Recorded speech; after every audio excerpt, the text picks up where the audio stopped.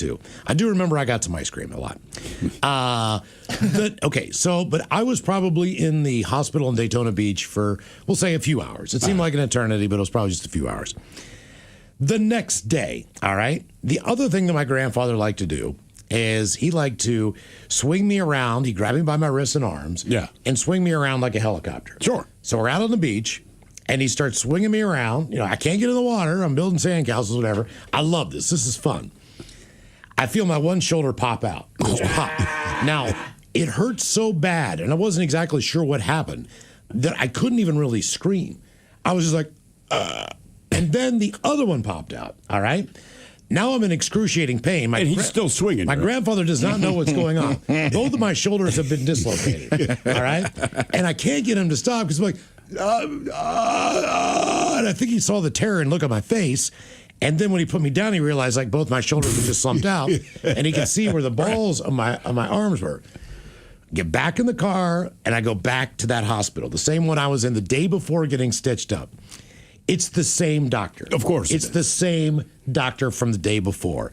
And he's looking at my grandfather. My grandfather told the story better later about just looking at him like, is this guy abusing the kid? Right, exactly. Yeah. Kind of thing. But man, all right, so my lip's already stinging. It's already hurting. And now they're going to pop each shoulder back into socket, which I can do on my own now. Yeah. But at that point in time, I could not do it. Like I didn't, I never had that pain before. Yeah, you're 6 or 7 years old. He popped the first one in, and I was like, no, don't do the other one. I'll just leave it alone. I don't care. Like, leave it out. He popped the other one out, man. And now, like, both my shoulders are just in excruciating pain. I've got stitches on the inside of my mouth. You got to be balling, right? This is day 2 of the first beach vacation I've ever taken in my life. That's how the whole thing started. I don't remember much of the rest of it. You don't need to. But, God, that sucked. Vacation that would have been great, then blank happened. 206-803-ROCK. I got sun poisoning once on Cape Cod. That was pretty brutal. Yeah, sun poisoning's bad. Never had sun poisoning, but I had my first sunburn in Florida. Had no idea what it was. The next day, my wife's like, you have a sunburn. I'm like, this sucks. Sun poisoning was so bad that I had like blisters on my head because I kind of always buzzed my head. Yeah. I mean, in retrospect, one of the adults should have been like, put on some more lotion. Put on a hat or put on lotion, man. Right, but like it was so bad, I got all these blisters, and then it was like peeling. So then everybody kept calling me Frankenstein. Was that the worst part of it? Probably. Quit calling me Frankenstein. Yeah, like right, and you know how it is when you're a kid. Like all my cousins are on Cape Cod. Like we all went up there together. Yeah. So like you don't want to have to stay inside all day. No. Because and then they start calling you Frankenstein. Vacation would have been great, then blank happened. 206-803-ROCK. Hello, Matt. Hello. Welcome to the men's room. Afternoon, boys. How you doing? Hola. So my little over a year wife for Christmas bought me a shark swimming experience. Basically, just a tail end of what you guys were just talking about. In Maui, at the Kihei Aquarium. Okay, so you're in an enclosed area with the shark, right? Correct, with a lot of sharks. Okay. So you have to go to a class. They tell you everything. They feed the sharks prior to you going in. So they tell you that they usually aren't hungry. And the guy, he does the air quotes, and he says they're usually not still hungry after that. Usually. Usually. Yeah. So we have, it's myself, a guy from Calgary, and 2 gentlemen from Brazil. And the guy from Calgary, he's talking about how, I dive everywhere. I'm pro this, pro that. And I have my PADI license.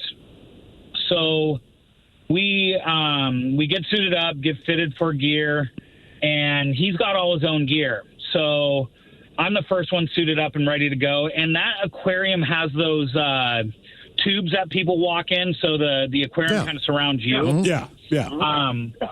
And so you climb down this ladder, and the guide says just kneel down on the tube.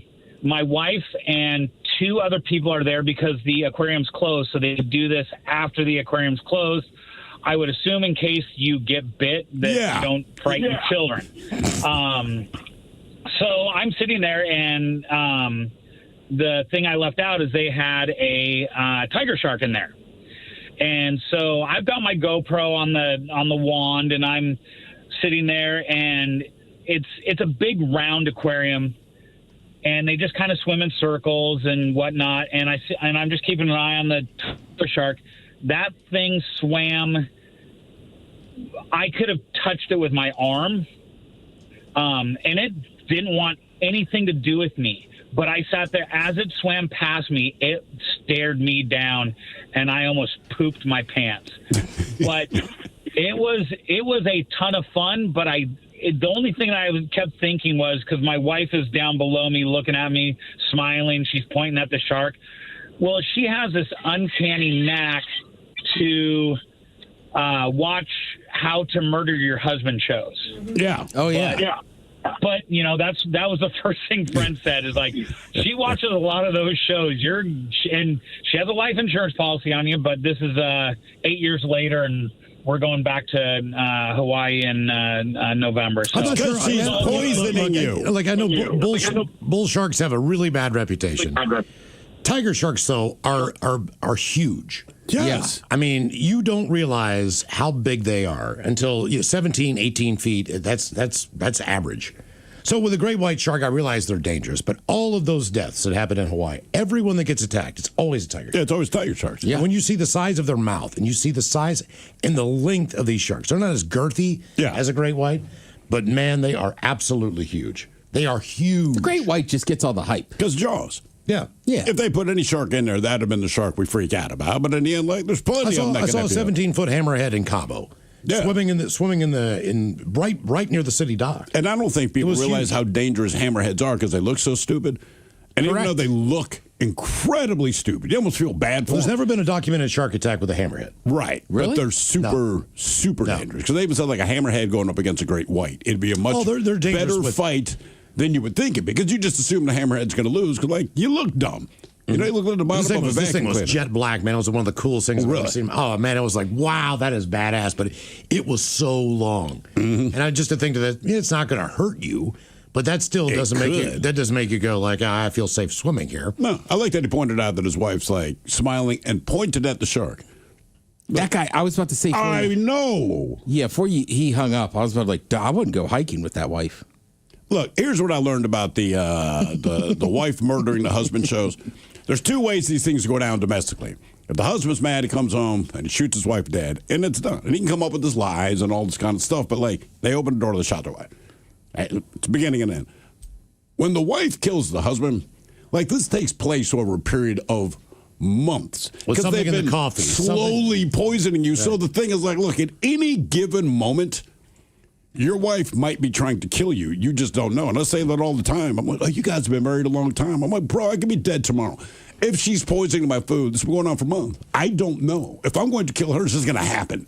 Vacation would have been great until blank happened. 206-803-ROCK. How many times did they start it and just back away from it? Well, that's what I find terrifying, is because that means they are enjoying the process. Right. Knowing that they're killing you over a period of 6 months. I'm just thinking, it's going to be over a period of 6 months. Well, after 3, it's like, nah, he's not that bad. Let me just stop. Yeah, and then 2 months later, and then all of a sudden we get back into it. That's what I mean. Yeah. Like they start the maybe it's so that they can say, maybe I'll change my mind. But the point is, like, if your wife's trying to kill you, it's already started. Just know that. If they made you your favorite meal, then it's not your birthday or anniversary. Don't eat it. If I went out and my wife said, man, I made you lasagna just because I love you, I'd be like, you eat it first. I'm not doing this, man. It's like steak and lobster if you're overseas in the military.